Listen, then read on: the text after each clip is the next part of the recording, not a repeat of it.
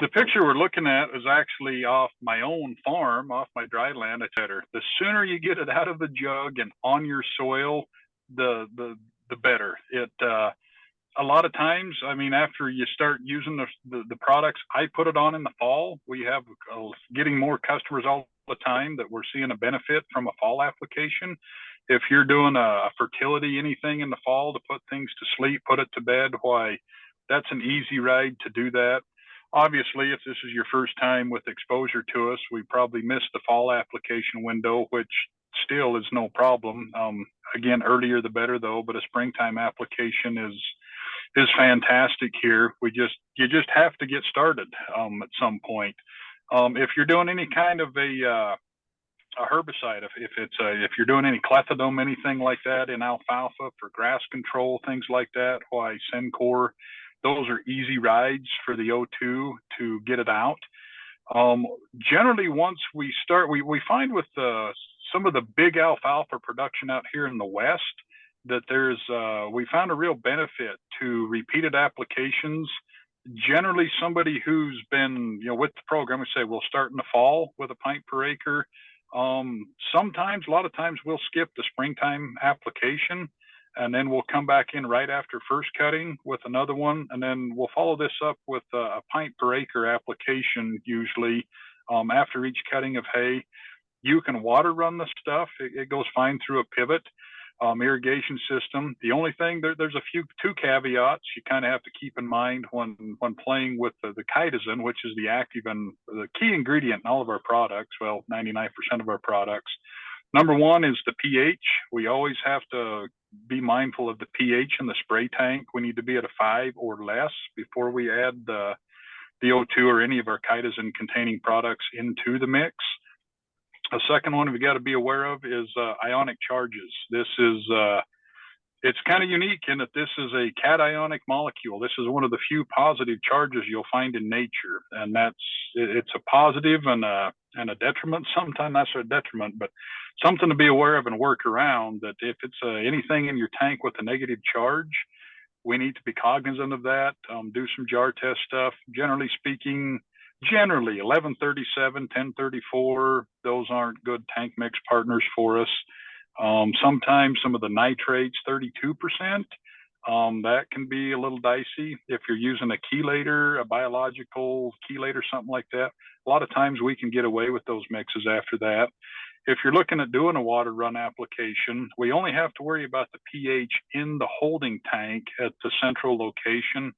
Once we're injected into a moving stream of water, we don't have any problems after that. Everything's, I will caution you a little bit. If you're pumping really hard water and putting this through a center pivot irrigation, the first time you use us, we're a really good tank cleaner and can be a really good pipe cleaner, which I've actually had discussions with a gentleman 2 years ago that he was fixing to put a new nozzle package on a pivot because the pattern was so irregular.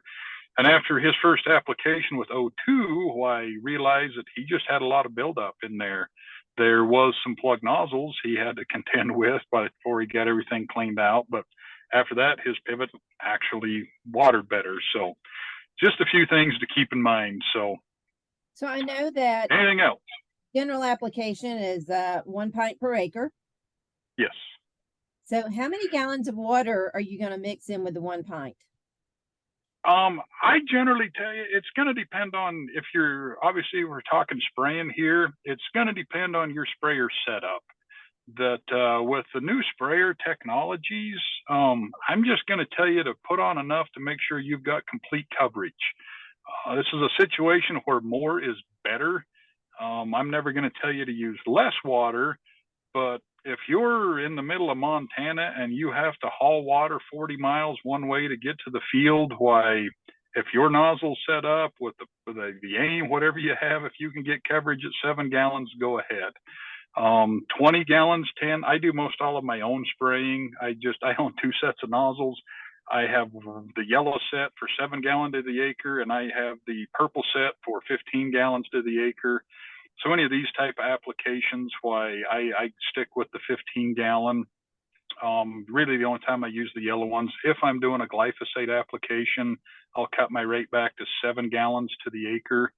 And there's another easy ride for the O2. If you're growing Roundup Ready alfalfa and doing a cleanup burn down in the spring anytime, this is a really easy ride, and it's really you'll find some serious benefits to this as far as your glyphosate efficacy goes with this. That by the time we get the pH where it's supposed to be, and then due to the spreading and sticking capabilities of the OII-YS, it generally always will increase the efficacy of your glyphosate applications.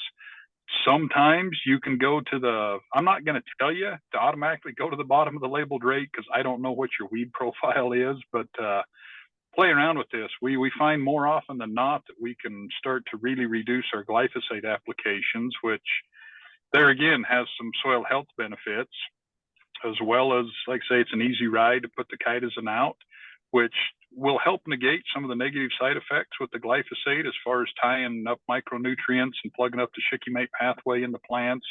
The chitosan becomes a food source for the microbes, so we can offset that, I don't know, little battle that goes on there between the good guys and the bad guys with the glyphosate application. So, And if someone's using this as a test acre, because it's their first time using it, so they're going to take 1 acre, they'll use 1 pint, we'll say 10 to 15 gallons of water, apply it. And what would you suggest when they're going to start seeing a difference between that 1 acre versus everything else that they're looking at? When is that green going to start happening after that? They're applying it after the first cutting. Sure. What are some of the expectations that they should be looking for? One of the first ones is I'm a big advocate of managing micronutrients. If magnesium is something that you're deficient in at all, do this with the magnesium application. It'll shock you how the difference in the green up. You don't even need a chlorophyll meter for this. Take out get a piece of plain white printer paper, brilliant white plain paper, no lines, just the plain stuff. And then after you've made the application, come back in a day or two and pull some plant tissue from the treated side, plant tissue from the non-treated side, lay those side by side on the paper, and generally the difference is going to pop right out at you, the difference in the green, which indicates a difference in the chlorophyll content, which is going to indicate a more efficient burn on the photosynthetic process, which is more sugars, more plant activity, more everything that way. One kind of interesting side note that we find a lot of times out here in the West, when we've done an O2-YS application, we'll see greater leaf retention. When there's times out here, we get into second crop, we're into July out here, and we can put hay in a 4x4x8 bale in 4 days and have it be too dry. You have to be really cognizant of rake timing and trying to catch a baling window there.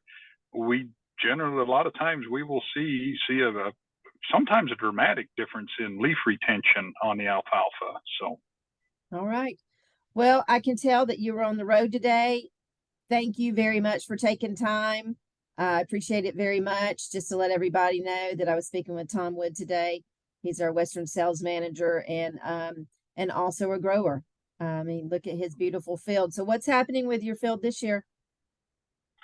Things are looking good. This field that's in the picture, we actually just ran a set of harrows over it yesterday. We actually made the O2-YS application a couple days ago, Monday, Tuesday. Okay. We just got through with a set of harrows over it. We're full bore in the midst of planting season here. We're, as much of the northern hemisphere, the U.S. is, we're way behind schedule here this spring. So everybody's in a panic. We're planting around snow drifts and around mud holes, and it's full bore right now. So, well, good luck. Thank you, Tom.